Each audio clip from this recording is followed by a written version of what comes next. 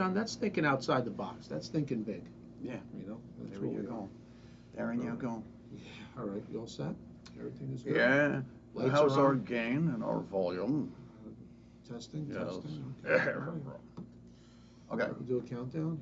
Sure. 5, 4. You know, I was watching Joe Rogan the other day on his podcast, and he did the same thing. He did 5, 4, 3, 2, 1. I think he's copying us. 5. Yeah. Could you imagine? 5, 4, 3, 2, and 1. Welcome back, folks. Welcome back. And yes, this is that podcast, The Jersey Alchemist. And I'm your host, Dr. John Gerard Galucci. And I'm Philip D'Angelo. What's happening, bro? Not much, kid. A great day. Great Yep. to be alive. Great to be in the United States of America. Yeah, and I'm just going to jump right in right now and say, you know, yesterday, Major Bones came out swinging. Kind of reminds me of somebody he's trying to convince us is his cousin, the other Bones. I don't know. It's a little too familial to me. I think this is the same guy.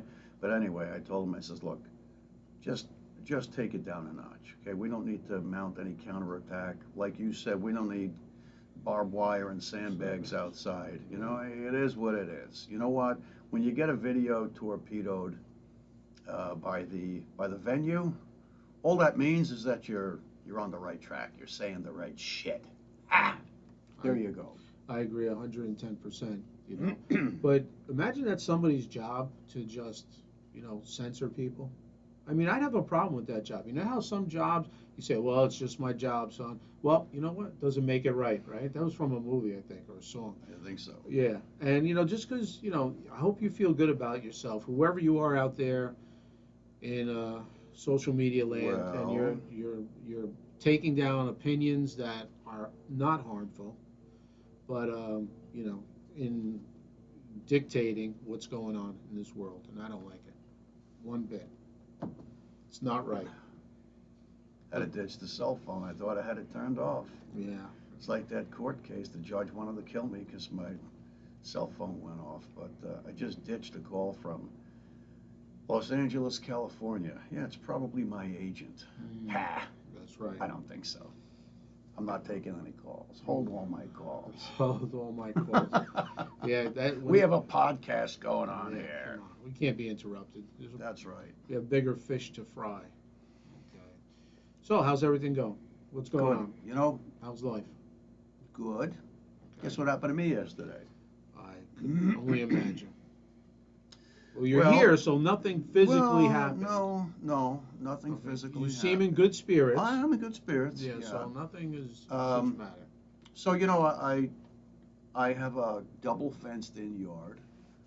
Double. That means that there was that aluminum estate fencing that was around the backyard, and it's certainly not to the property line. There's no way. It's probably 1/3. My usable backyard is fenced in, and it's about 1/3 of where the property lines really are. And then beyond the fence is forest and swamp. Yeah. And all sorts of critters back there. There's turkeys, and there's tons of vultures, and there's fox. Just about a month ago, people caught on camera a lone wolf, and then people thought, well, is it a coyote? Because we got coyotes too. This was a wolf. And maybe, you know, there are coy dogs. We've known of coy dogs, which is, you know, coyote hooking up with a dog, and then you got a coy dog. And this could be some kind of, you know, wild wolf hybrid, or it could be a wolf coyote hybrid. It kind of had aspects of both, but it was pretty big. It was like the size of a German Shepherd, you know. And I thought, oh wow, there's a good chance that right in our town in central New Jersey, we got wolves and vultures. We got everything that they had on the old westerns. And I would not have believed it. I don't think I've ever heard of a rattlesnake being in Jersey, but we've got water moccasins and copperheads for sure. You've seen them on Oh your yeah. property? Oh, absolutely. Yeah. And you still live there? Um, I wouldn't. If there's a snake within 100 yards of well, wherever I'm I don't going. like snakes, and the last snake that was disposed of in my yard, my little lovey Rena, she's the Siberian Husky. So I have two dogs. One is a wolf husky hybrid, and one his girlfriend that won't marry him. Mhm. She's a purebred Siberian. And who's the vicious yard killer? It's not the wolf hybrid, it's her. She's Wow. she's just a monster in the yard. Anything that's smaller than her, she tears it to pieces, and it's something to behold. I've taken on a completely different respect for what she is, and then she just gobbles it down. We're talking about, you know, the chest, the thoracic cavity, the hindquarters, the head, the ears, right down the hatch. Wow. It's like, my God, you're gonna choke. Easy. Savage. Savage. So yesterday, they're in the yard. Oh, the fence is double fenced. There's this estate fencing, then I had chain link fence, black chain link fence, you know. John, are any dogs missing in your neighborhood? It sounds like there's a lot of predators. A Better be a couple of months ago, I want to say maybe at the end of last fall, Yeah. somebody was walking their dog on a leash, and a coyote ambushed them and killed the guy's dog. What? Didn't get away with it because that was the objective. It was to attack it and drag it off into the woods and eat it. But I guess this person couldn't react fast enough, or was too terrorized, or didn't know how to grab the coyote to get it to release. But if a predator grabbed either of my two dogs, I'm fully prepared to lose fingers and a hand and even an arm. I mean that. And I used to kind of premeditate this. This shows you what kind of a nut I am. That if I ever got attacked by some vicious dog, that was known to just, take big chunks of flesh out of people, I thought, you know what? The objective is to keep it from severing a large vessel, like your femoral vessels, or, your axillary artery, whatnot. So, Wow. you may have to just sacrifice your arm, which means I like my arm, John. well, if it's either that or bleed to death, and so I always imagined one arm or the other's going down that dog's throat, and they're so fast, they're probably going to just chew the shit out of your arm before you get it down it to the back of their throat. If you can grab it, get your legs around it, and bury your fist and your arm down their throat and choke it to death. Can't you travel around your neighborhood with like a Bowie knife or something? I mean, I'd Well, bring some protection out there. Well, so here's the A story. sword? So here's the story, right? So there are coyotes all over the place, and I've seen them, and I'm like, I'll be damned. There it is. So again, there's vultures everywhere. There's hawks. There's eagles. There's coyotes. Fox are around every corner. One time I was jogging. This is going back about 15 years ago, and I was still at the marital house, and I'm jogging up kind of a long upgrade, really sucking wind. And I see way up at the top of the street, like, I don't know, 100 yards way up, I see something in the middle of the road. I says, what is that, a cat?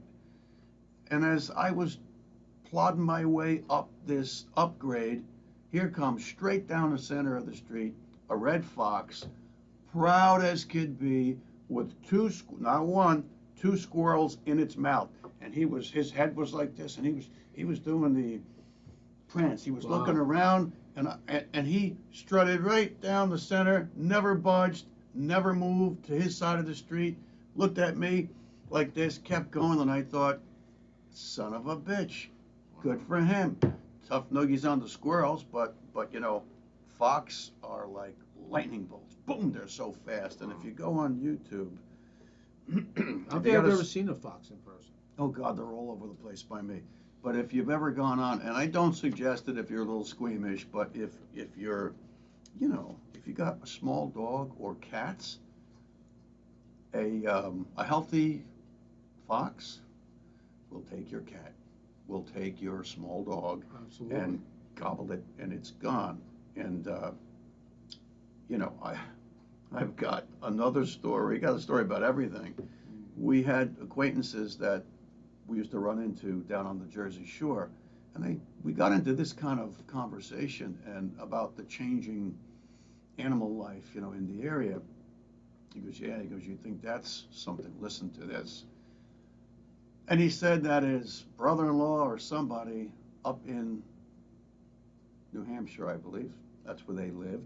They used to commute all the way down. The guy was from West Orange, New Jersey.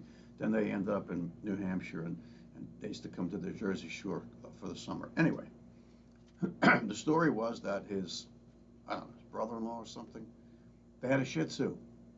Yeah. And it was a Sunday morning, and the whole family went to church. And it was kind of hot weather. They didn't want to turn the air conditioning on yet, so they locked the Shih Tzu in one of the upstairs bedrooms where I guess the Shih Tzu slept that night. Maybe it was the kid's bedroom. And they left the window open with the screen down. Second floor, not first floor, not basement, second floor. When they came home, kids went into the room screaming, screaming, screaming, bloody effing murder. And what had happened was a Fisher cat climbed up the side of the house. Apparently, what is a Fisher cat? Went up the downspout and scuttled its way over to the window and just like that went right through the screen and ate the Shih Tzu. Oh, Fisher cats are pretty much kind of in that area around the Northeast, like New Hampshire, maybe Rhode Island. And a Fisher cat, like a cat on steroids. not really. I don't know if it's part of the weasel family, but a Fisher cat kind of reminds me of a short-haired Wolverine. Oh, really? Oh, and they're vicious. Oh my God, they're vicious. I mean, ooh, Fisher. Look up Fisher cat. Yeah. Wow. So I'm not going to be surprised if I learn that there's Fisher cats in my very town. So back to the story. So yesterday, I'm calling the dogs in. I had to go somewhere. It's like, come on, let's go. Come on. And the yard is double fenced to keep them in, not to keep other critters from getting in. It's to keep my dogs contained because huskies and wolves are escape artists, and I promise you, they live up to that designation.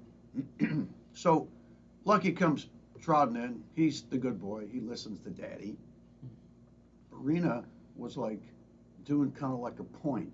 She's a husky. She's not a pointer, right? She was like this, stiff like concrete, and she's staring through the fence, and not a muscle was moving. And I went, uh-oh, okay.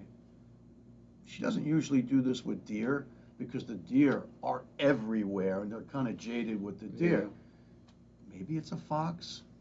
Maybe it's a coyote.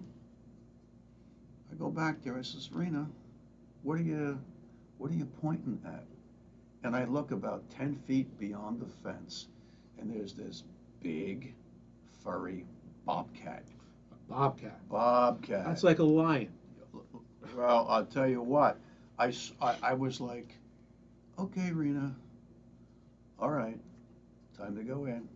Let's go.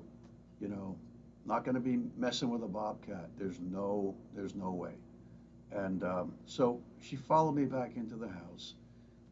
If you look up bobcats and watch how vicious they are, No kidding.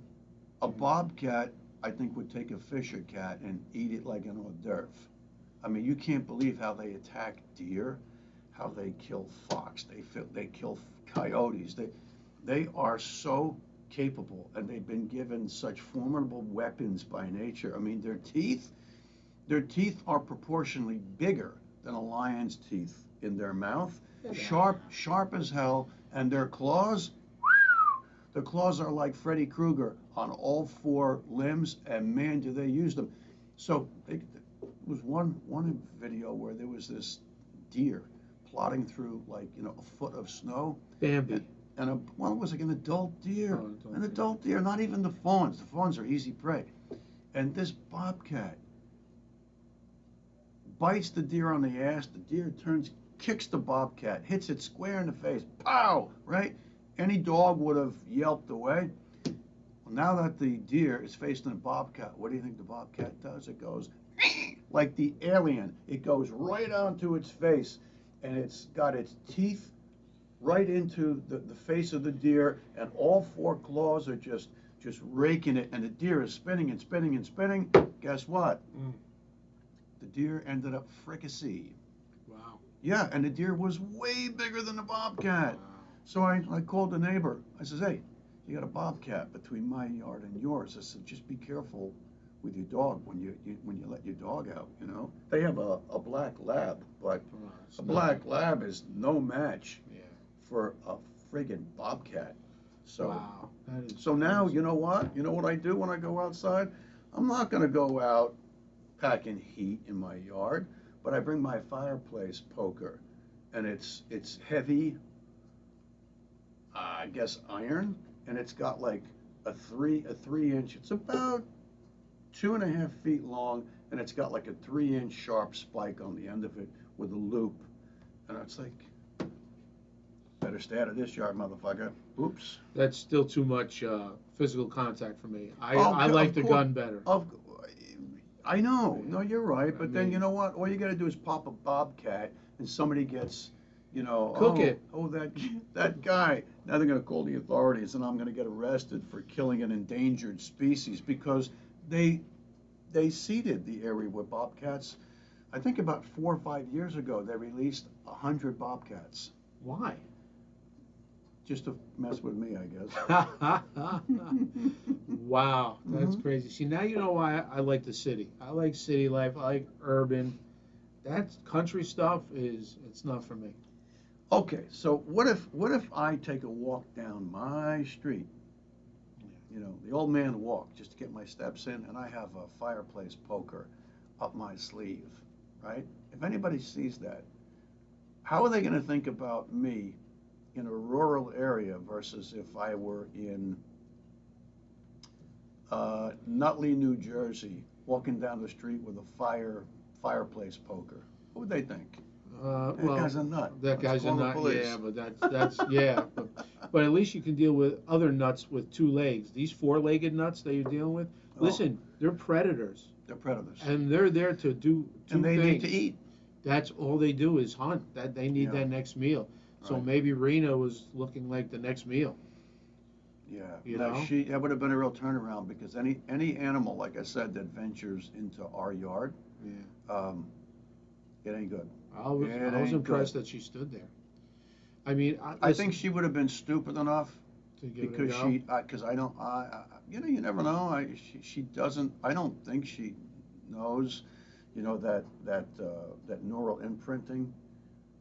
Do you ever see those funny pet videos, you know, Oh, sure. TikTok or Yeah, Instagram or whatever, where they have a stuffed lion and they wait for the pug to walk through the doorway and it jumps and it runs because they think Yeah. there's a lion in the Yeah, house. yeah. Like they have that neural imprint, that instinct that this son of a gun's going to eat my ass. Wow. Yeah. Maybe Rena would know, but you know this thing wasn't small. Wow, Had a little stumpy tail like this big. You don't realize the power of those animals Oh, as well. well, after John. watching those YouTube videos, I do understand. Well, see, that's why I'm a big proponent of the Second Amendment. I believe everybody Well, should. we could take that to Washington and say, we need our guns in case there are bobcats in our yard. Well, listen. Part of the Wild West, or when this country was founded, I mean, how are you going to protect yourself from wild animals?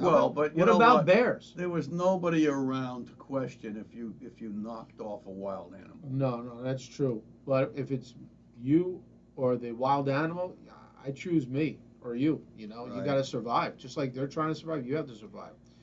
That's why the Second Amendment, not only to protect your home, from Yeah. people coming on the outside, human predators. I mean, that's a I real know. thing, I and know. especially in parts of Jersey, there's bears all over the place.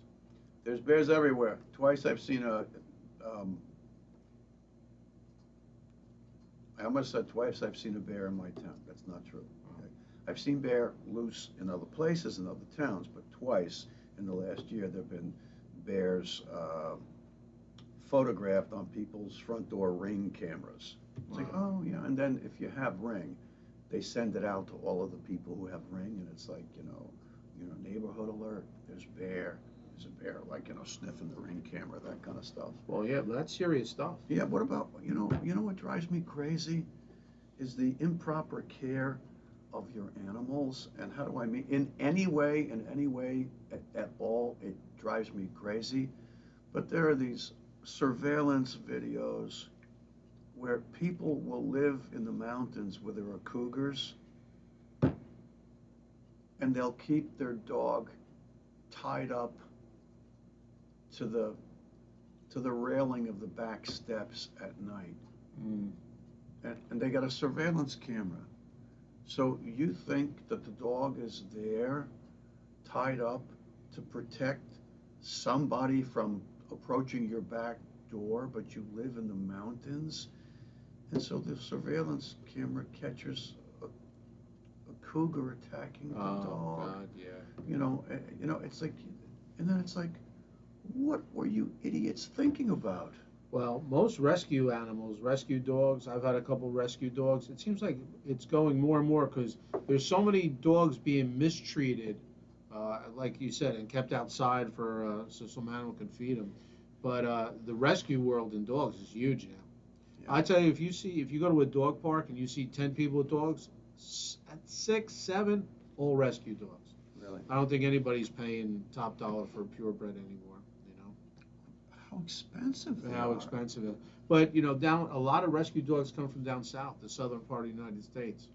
And I don't know what they're doing down there, but apparently there's a lot of dogs running around. Yeah. And they're breeding, and there's dogs everywhere, because every time you get a rescue dog, I know somebody used to work in a shelter for a short time. They're all coming from Georgia, Louisiana, all from down south, Carolinas, everything. Right. Yeah. Well, that's a big topic, Hey, remember the old days? Every dog was outside. There was no way a dog was going to come inside. Yeah. When I was real young, that's the way it was. Yeah. You had a dog house. I helped my dad build a backyard pen. Do you remember the pen we had along the fence in the back? Yes. That was for Chips, and then after Chips refused to stay in there any further, we put 2 rabbits in there. I don't remember where the hell. My brother and Gene came home with Himalayan rabbits, like these long-eared, they were beautiful. And then, what do we know? There was heavy like turkey wire that outlined that pen. We had no idea that there was predator animals in the area that would just rip right through that shit.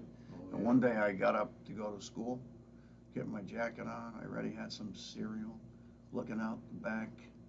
Checking on your bunnies. Checking on the rabbits in the backyard where the pen was, seeing if they're kind of crawling around. I didn't see them. And then I saw in the neighbor's backyard what looked like a string of like tissue paper that somebody had just put in like a 30-foot, trail. And I'm staring at it from our back porch and I'm going, what is that? Open the door, go down the steps, get into the yard. And I looked and I went, oh my God. It was bits and pieces of my rabbit's fur. And then at the end of the trail was the rabbit like this. It was the head and all 4 arms, and everything from its neck down to its pubic bone was devoured, gone. And I was like, I was so stunned. How old was I? 12. And then my friend Mark, who lived up on Catherine Court, had a rabbit for years. This was his soulmate.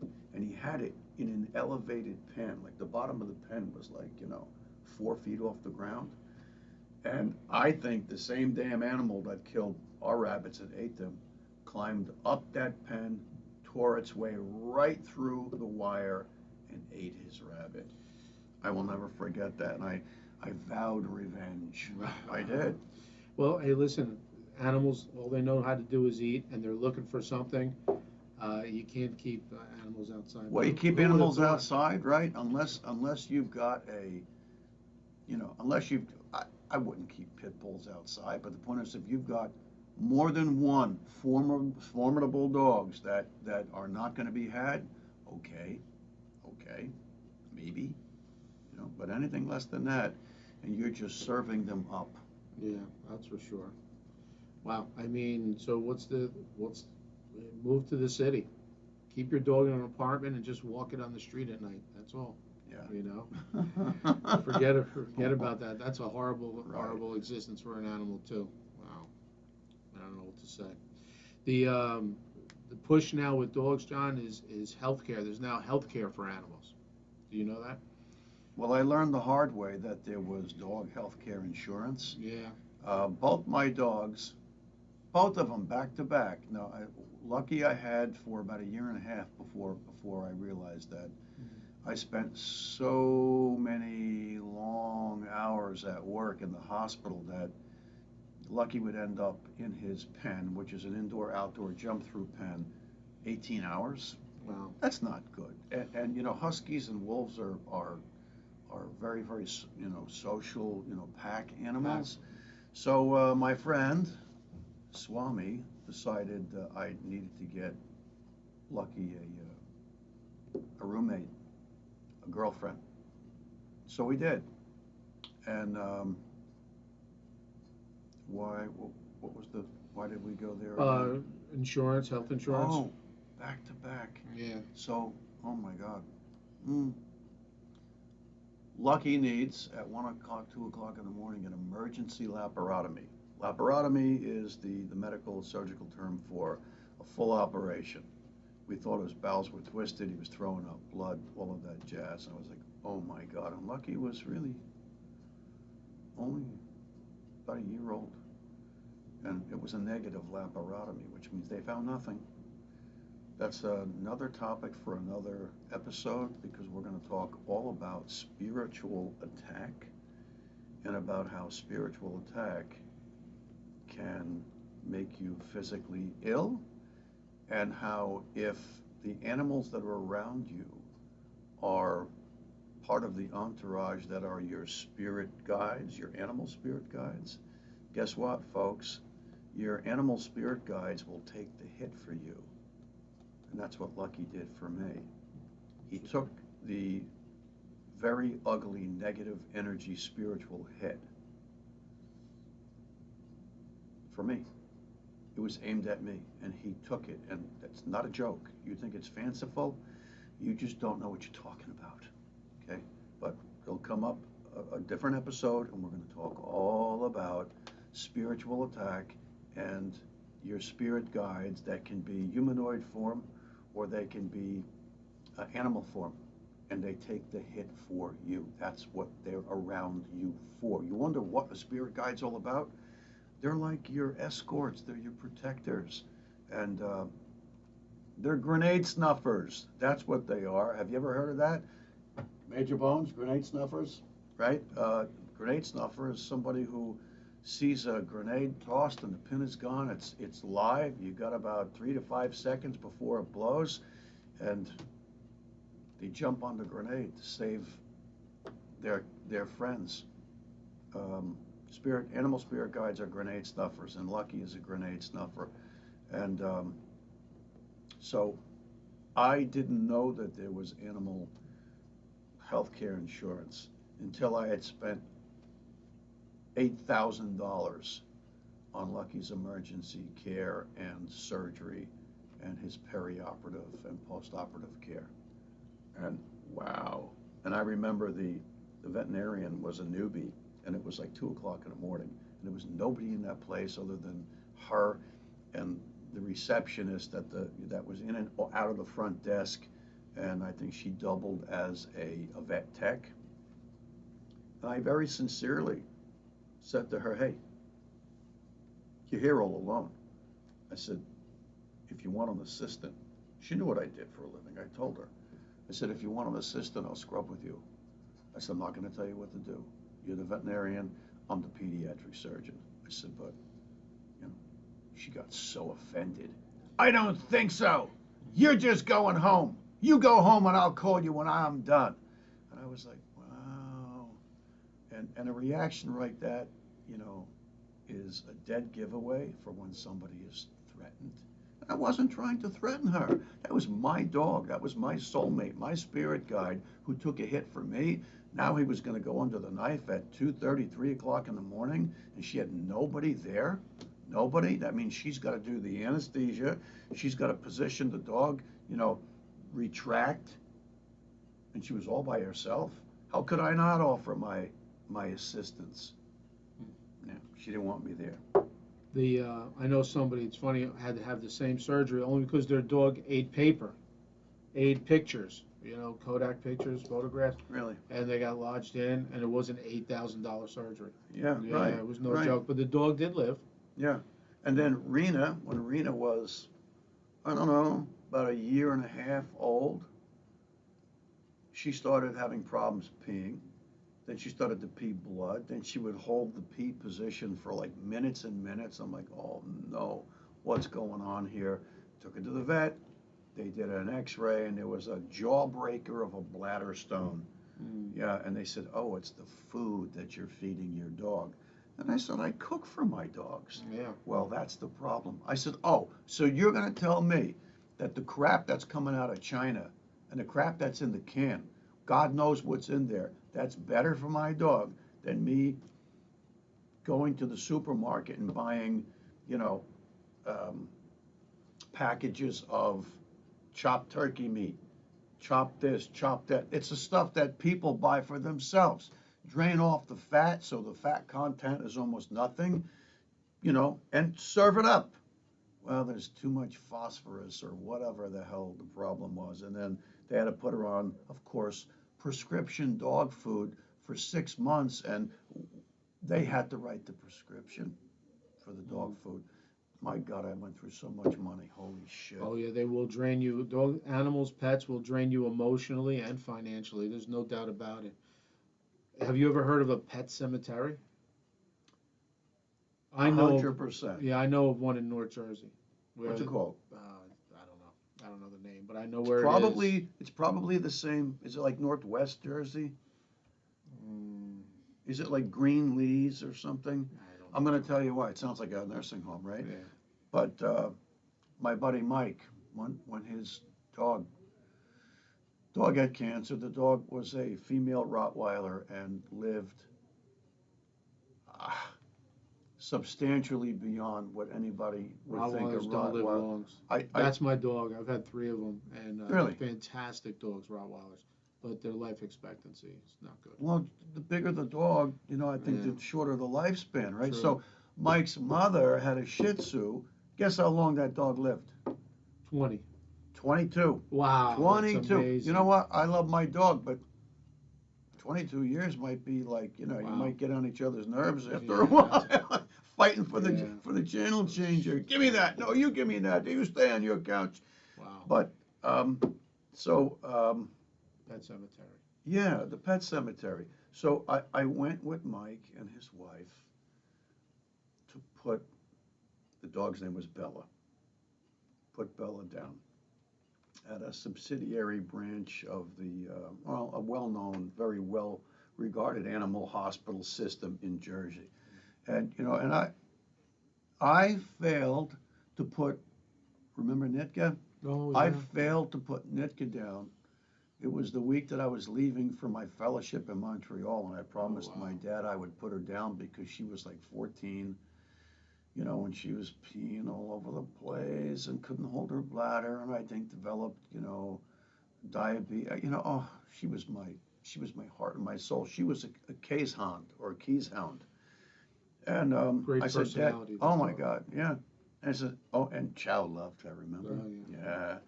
I don't think he ever had his way with her, right? And he wanted to kill Shasta, yeah. So, but I promised my dad I wasn't going to leave him with the burden.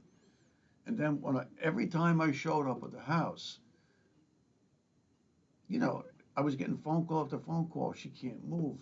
She doesn't want to live. She can't stand up on her own feet anymore, on her own legs. I show up at the door and boom, it's like somebody shot her with adrenaline. Wow. She jumps into my arms. She used to wrap herself around me. Her head would go here, her tail and her hiney would go over here, and she would be whining and whimpering, and oh my God, how could I put her down? How could I do that?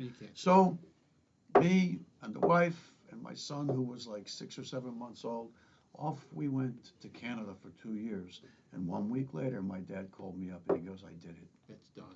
He goes, it's done. And every time we took Nitka to the vet, which was right in Cedar Grove, Sure. we would go down Bradford Ave to the intersection. And if you made a right or if you went straight, she knew she was going to the park. If you made a left, the veterinarian's house was right there. It was right there, like you could see it right there. If you made a left, she would hit the deck and be hiding underneath, the seats. And every time I used to have to carry her in, when we got to the doorway, she would grab the threshold with her hand, and I'd go, let's go, come on, you got to go for a checkup. You need a shot. You need this. You need that. Whatever. This time, my father took her. I said, Dad, did she give you a hard time? He said, Johnny, we got to the front door. She just walked right in. And I had called, so they knew I was coming. He goes, and the girl came out from the back. He goes, I pat her on the head. He goes, I handed the leash to the girl, and the girl walked Nitka. Don't tell me she turned and looked one more time. Did he really? That's exactly what she did. Are you serious? She walked Nitka through the threshold to the back room, and she stopped, and she turned around, and she looked at my dad. I imagine Pops, he didn't feel too good about it either. Anyway, animal cemetery, right? So, I don't know. I was too distracted and had too much on my mind. I had a young family, a 6 or 7 month old, and we were going to Montreal for 2 years for my fellowship in pediatric surgery. And the last thing I thought of was, Dad, have her cremated and take home the ashes because I want them, because Nitka was my soulmate. Well, we didn't do that, and they disposed of the dog however they did, and they charged my dad $75 for the kill shot and disposal. Wow. And that was discount. That was back in 1996, I think, 1995 or 6, whatever. Anyway, so I never was able to go and have my dog put down, because I think it would probably be the hardest thing I would ever have to do. God forbid. I'm one of those guys. I love people. I love my relatives and I love my friends. But I love my dogs more. Wow. I just do. Yeah. The dogs come to you senza ego. No ego. And that's the difference. Dogs they have egos with each other, but not with you. They're just, God's river of love and light and protection on 4 legs. And so I went with my buddy Mike, and the 3 of us, Mike and Lori and me, we all had our hands on Bella, and they put the IV in. And poor Bella, I mean, I think she was like 14 years old. For a Rottweiler, that's a gift. Right, and she was riddled with cancer, because that's what happens with their immune systems. That's what happens with our immune systems. We have this internal time clock where at least, we're not supposed to be living to 300 like some biblical character. But anyway, we put Bella down, and I'll never forget, how it went.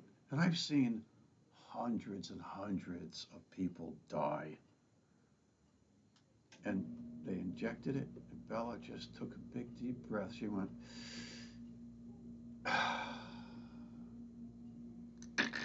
tongue out mouth, little liquid came out of her nose, and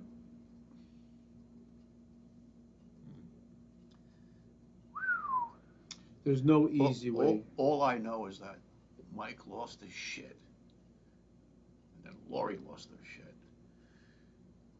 and if you've ever noticed at a wake when a close relative has passed, I don't mean, the 98-year-old aunt who's had a good life, it's different. But when somebody,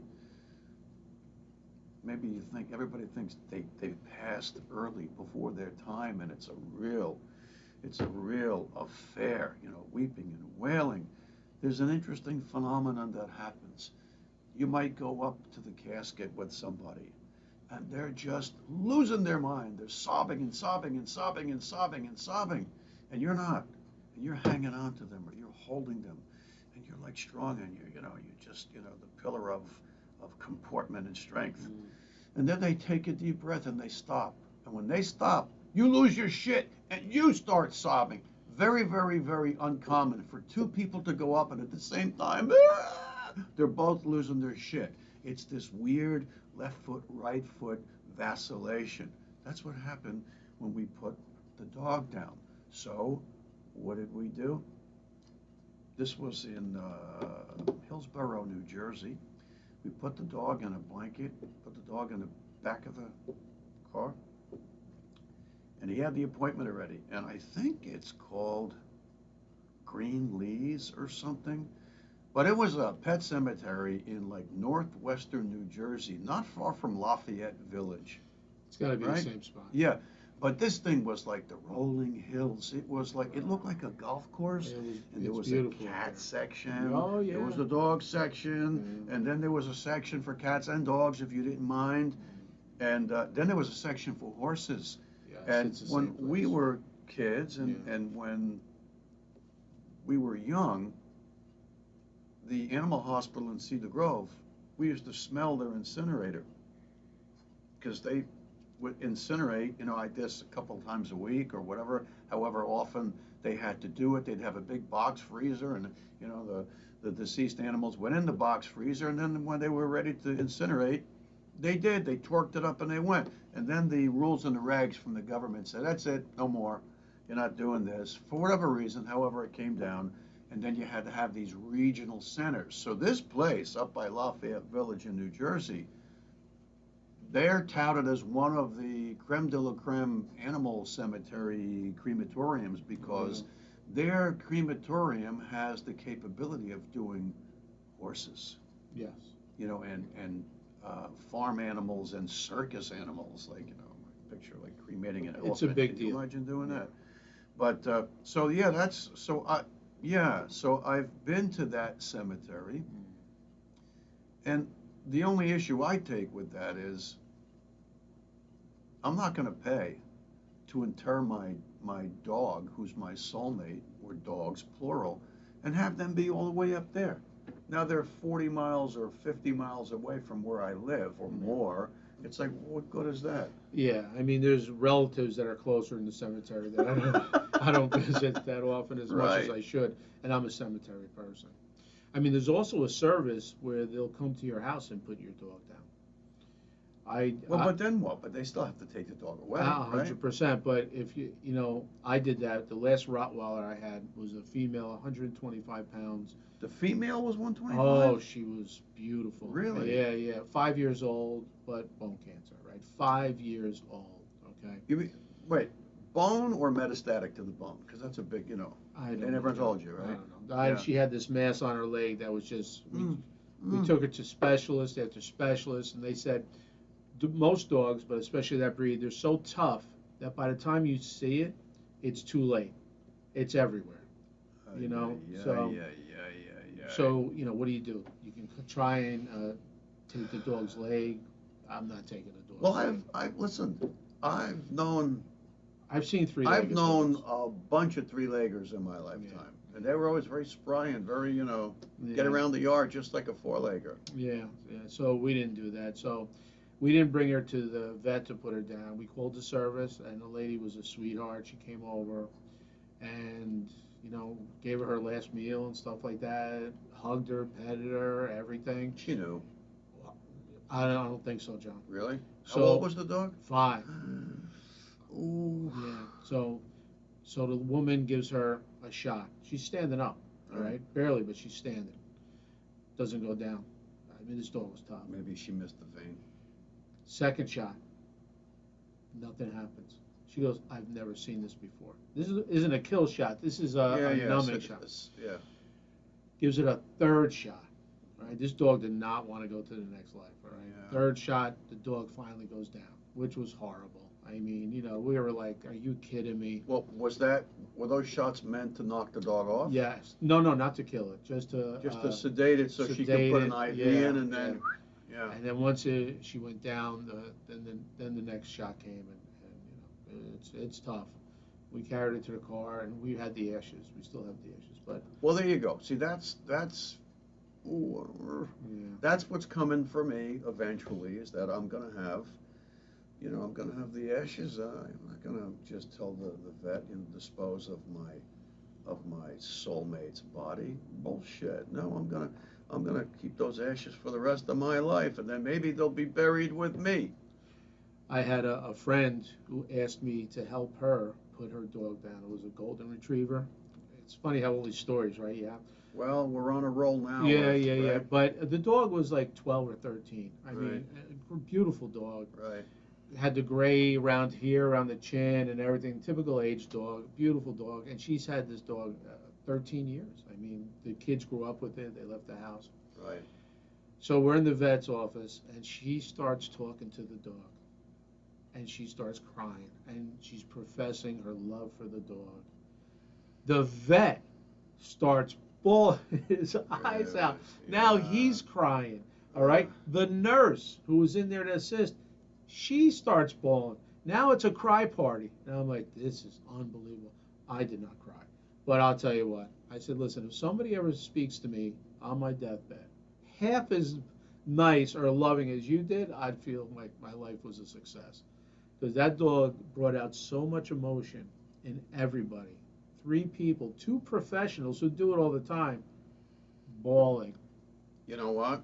That's the vet that everybody should go to. Somebody who's got emotion that gives a shit. 100%. Not that the other vets don't, but just, I regret this day that I let that vet who operated on my dog kind of lip whip me. No, you get out of here. I don't need your help. You're a pediatric surgeon. Who do you think you are? It's like, oh, okay, all right, fine. Then you better call me after I'll call you right up. Guess who never called me? Yeah. She never called me. I had to chase her. John, just like a regular doctor, I mean, you get a vibe. You need that bedside manner. Yeah, all right. Do. Now here, an animal can't really speak, it can't defend itself, so its only defense is you. Yeah. So that vet is so clinical, and I get it. I mean, you know what? They're not tied to the dog. It's business. It's like if you're repairing a car and you got to fix your 3rd transmission today, I guess. Right. So, I mean, if they don't have that bedside manner, it's a problem for me. I will not go back to that vet. I'm sorry. Yeah, you're right, and I want to say something about bedside manner. Go ahead. Because the viewers that don't know me professionally might say, this guy's nasty, he's edgy, he's got an attitude like Bones says, he F-bombs. Ooh, God forbid, he must have had a real shit bedside manner. No, this is my persona on the Jersey Alchemist, where we take darkness and we turn it to light, right? We're going to repeat that again. We take lead and turn it to gold. And I know Phil doesn't like this, but we turn shit to diamonds. And fear to love. And fear to love, right? And so it's easier for me to deal with the dark issues by exposing and showing, tipping my hand to how I could be.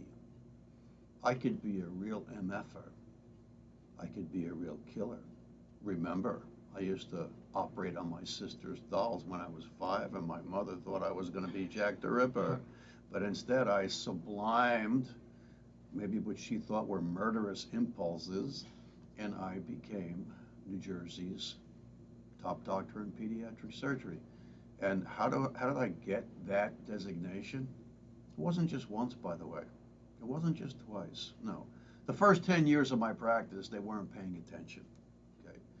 But the second 10 years, so to speak, more, I was voted by my peers as New Jersey's top doctor in pediatric surgery 13 out of 14 years in a row.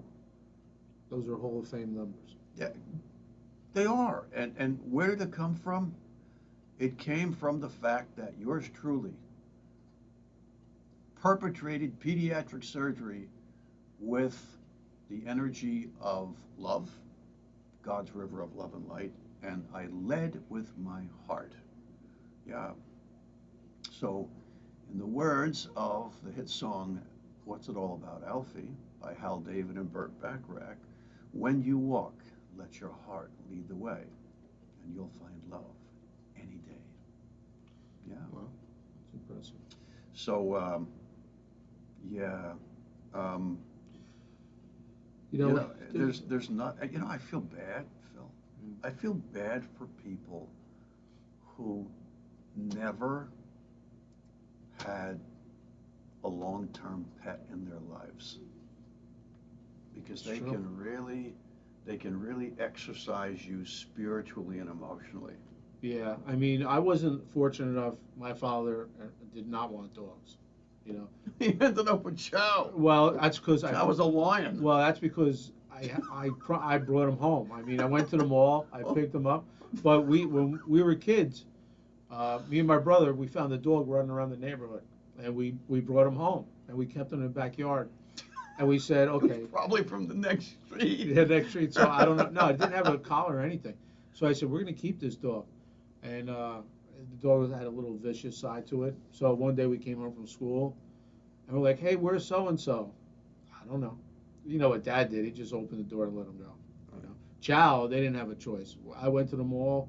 I said, well, I like that dog. I brought her home. I said, Mom, I'm going to take care of it. Don't worry about it. I think I took care of it one time, and that was it.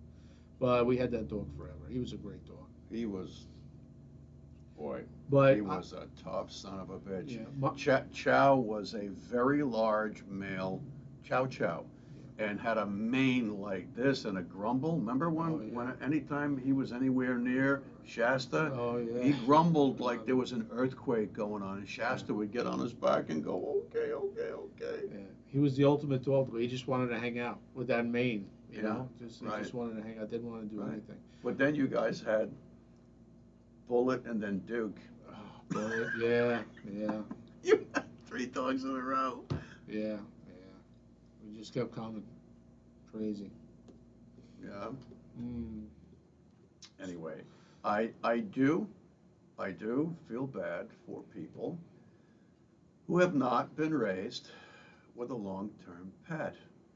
I've had all sorts of pets: hamsters, guinea pigs, gerbils, tropical fish of all types, you know, dogs, chickens, rabbits. You have to have a goat. I kind of have this fantasy that someday when I really retire, like from everything, I want to live on a small farm with goats and chickens, and I'll strap my bullpup shotgun to my side, waiting for that bobcat. There you go. There you go. Anyway, do you want to turn it around? Yeah, turn it around, Johnny. Go ahead. All right, okay.